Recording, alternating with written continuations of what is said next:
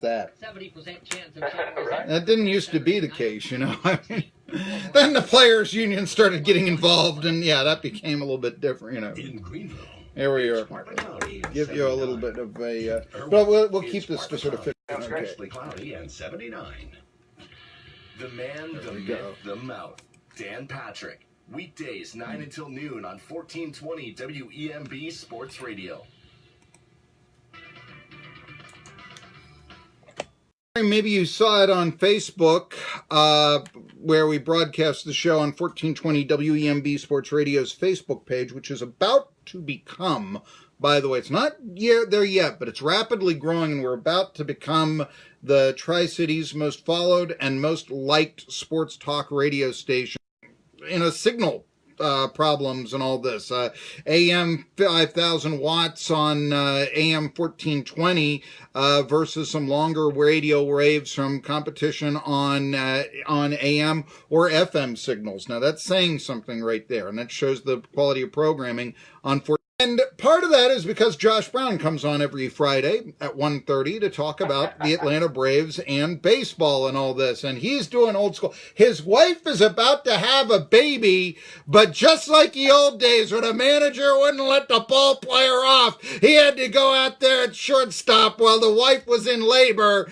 Josh Brown is coming on Tri-City Sports Now, answering the question. 11-2 last night. And the Braves falling to 15-16 in third place in the NL East. They've lost 4 of 5. What's wrong with the Braves? Well, I'm reporting to you live from Knockahoma Medical Center, so thanks for having me, Marky. You're welcome. The Braves, they're lucky right now that the division is weak. Yes. If the divisions are behind, in my opinion, because they have not played great baseball. The bullpen's been pretty atrocious. There's just kind of no way around it. You can make excuses, and really, to the Braves' credit, they weren't planning on O'Day to get injured. They weren't planning on Vizzy to get injured, and they were banking on a much better performance out of Fiddle and Shane Carl.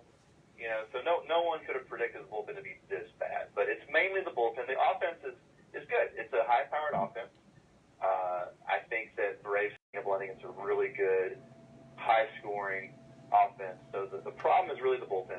And the good news is, I think a bullpen is probably the easiest thing to fix. So if you got a terrible lineup, well, it's a lot harder to get a second baseman or a center fielder or a third baseman to help you throughout the season, right? I think it's easier in general to and I say this every week, and then every week I prove myself wrong, but I think that it's fixable. I do. I think that Josh Tomlin is a formidable arm. Jerry Blevins out of Johnson City last week.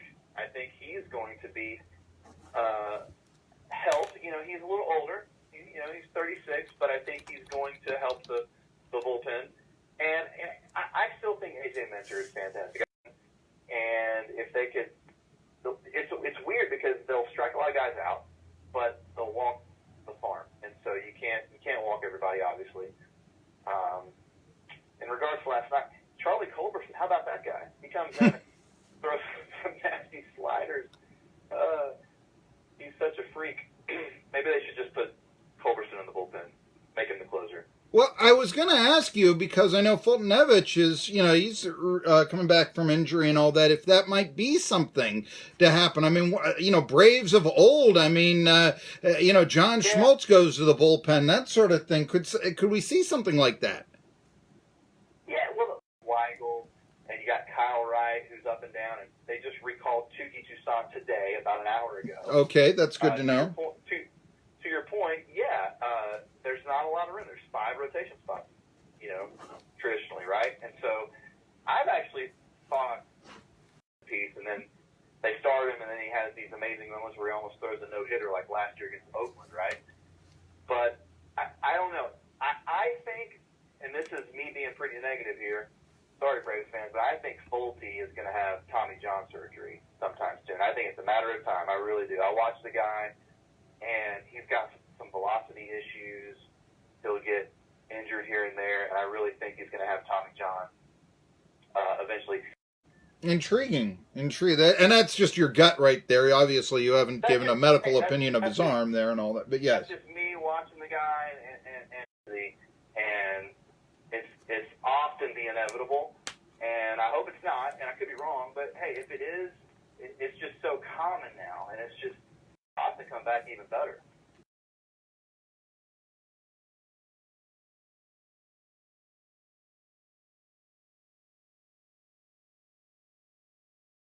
Listen to him, Knockahoma Nation, and where he does a podcast, and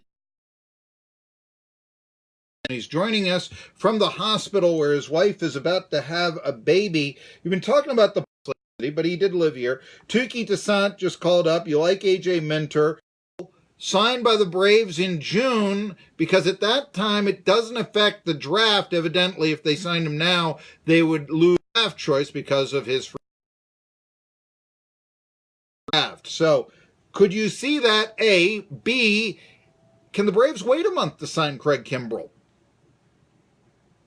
I don't see it happening just because of his 4 years. Because Nick Senzel, who played for Tennessee, is going to be making his debut with the Cincinnati Reds field tonight against the Giants, while the Braves open Marlins. Now, I mentioned this because big story on MLB.com here, written by Richard Justice. There's a name that a lot of Braves fans, at least the last name, will like.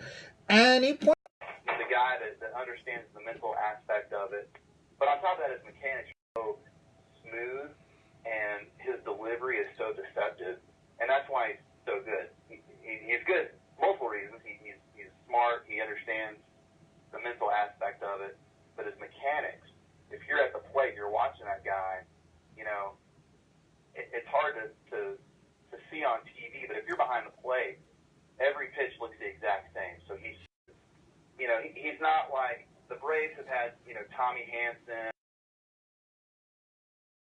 right? Tyrell Jenkins to Aaron Blair.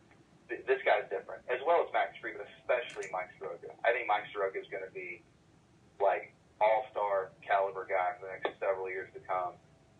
He was a hockey goalie all through high school. a regular Tom Glavine. I guess he was more of a skater, but there you go. Yeah. Right. But he's got this lower body that just like helps him push off the mound as a Rome Brave. He was only topping out about 88 miles an hour. He was like 85, 80. Even though he's so good and so smart, is this really going to play in the bigs? And we were wrong, because what he was doing, he was saving his arm. And he talks about this, how he threw A ball through double A, he was only throwing 88-ish, maybe 90 on a good day, and then he gets called up. Or fastballs to sort of save yourself a little bit and have them fly to center field, and then maybe we can have a restoration of the complete game and the pitching star instead of nice strikeout to innings pitched ratios, which, by the way, both former Johnson Cityan Jerry Blevins and the aforementioned Rookie of the Year candidate Soroka have pretty good ones this year, as a matter of fact, in all this. I would point this out. Blevins, for instance,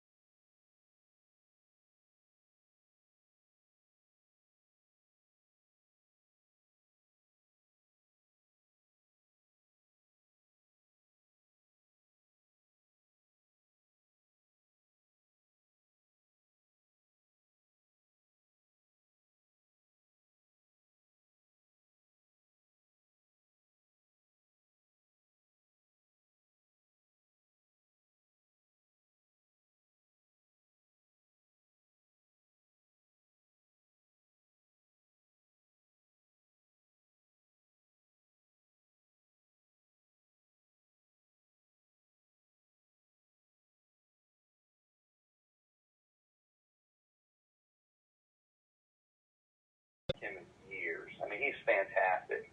And then you've got Christian Pache, who I think he could be up. Yeah, defense and even the infield. D'Anthony Swanson has improved greatly, and Ozzie Albies, Josh Donaldson. He's made a couple of weird errors here and there, but I think he's going to be fine. But to answer your question, yeah, defense is one of those things where you don't think it matters that much, and then you watch the postseason and you realize that the best teams have a really strong bench, right, and really good pitching and really good defense. He is Josh Brown. Listen to him, KnockahomaNation.com, and his podcast, that I like to, Ken Hendricks, a fun and enjoyable listen to. It's like, hearing the most enjoyable conversation at the watering hole or the party and all that. Because you know what? They're going to be talking a lot about baseball. And this time I did not mistake him for Caleb Calhoun and a love of Taylor Swift, which we did get to on Tuesday, as a matter of fact. It's Tri-City Sports. I got some other baseball notes that I want to get to.